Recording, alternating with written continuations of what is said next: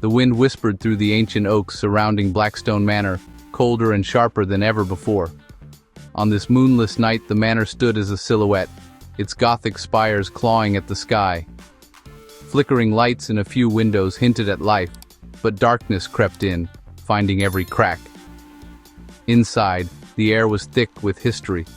Portraits of ancestors watched from the walls, secrets festering in the shadows.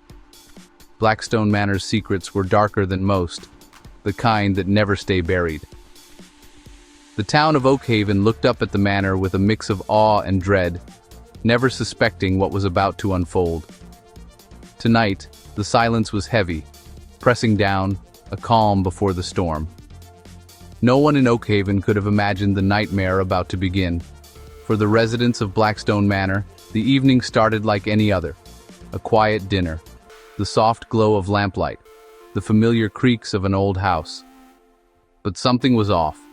A subtle tension, an unshakable feeling of being watched. Later, they would try to describe it to police. A premonition, easily dismissed as nerves. So, they ignored it, unaware these were their final moments of peace. The shadow over Blackstone Manor was about to change everything. Life can turn in an instant. One moment, normalcy. The next, chaos. The residents went about their evening, oblivious to the darkness closing in. The house, with all its secrets, waited. And when the moment came, it would be too late to turn back. The silence before the scream was the last peace they'd ever know. In Oakhaven, dreams remained undisturbed, but on the hill, fate was already at work. The nightmare was about to begin. Blackstone Manor would soon become a monument to tragedy, and the wind would carry a new story through the oaks. At the center was Eleanor Vance, the 78-year-old matriarch, as much a part of Blackstone Manor as its stone walls. Known as a gentle recluse, Eleanor's quiet world was about to be shattered. Then there was Arthur Vance, her nephew, a man with charm, debts, and a motive. He'd moved in a year ago, supposedly to care for Eleanor, but rumors swirled about his true intentions.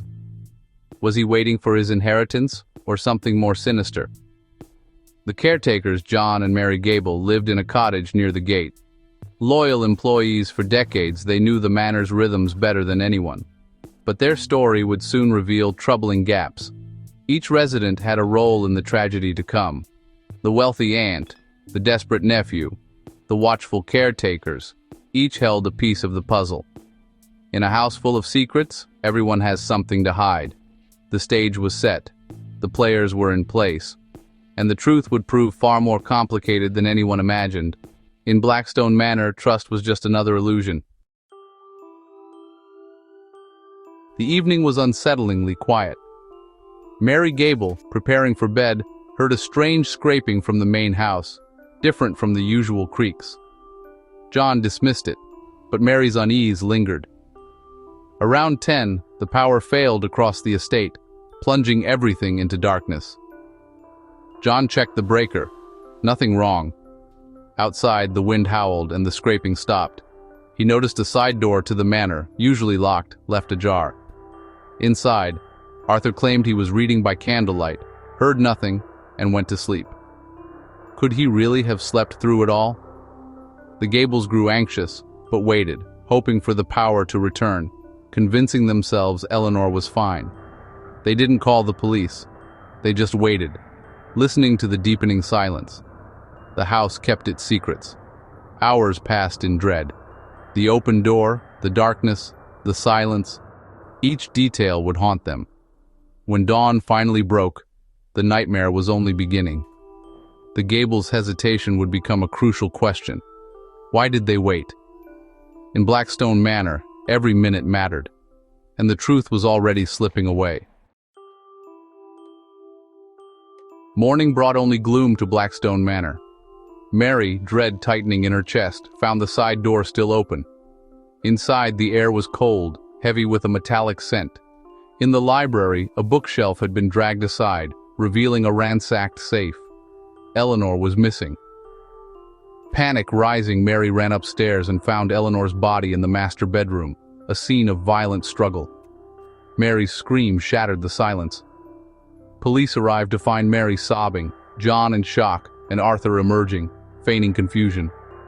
Arthur's reaction seemed just a bit too rehearsed. The investigation had begun, and suspicion was everywhere. Blackstone Manor's nightmare was now reality. Detective Miles Corbin led the investigation, unsettled by the brutality amid such elegance. The forensics team scoured the manor. Prints, fibers, every detail. The empty safe suggested robbery, but the violence felt personal. Arthur, with motive and opportunity, became the prime suspect. His alibi, "I was asleep," satisfied no one. Financial records revealed desperation. Yet, no unfamiliar fingerprints were found. Near the open side door, a single muddy footprint didn't match Arthur or John. Tool marks on the safe were crude, not the work of a professional. The Gables' story seemed to line up, but their delay in calling police raised doubts. Why wait all night?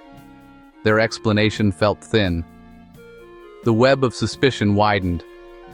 Was it a desperate outsider, or someone inside the manor? Every clue deepened the mystery.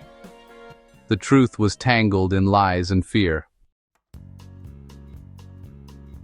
Just as the case against Arthur seemed solid, a twist emerged from Eleanor's will.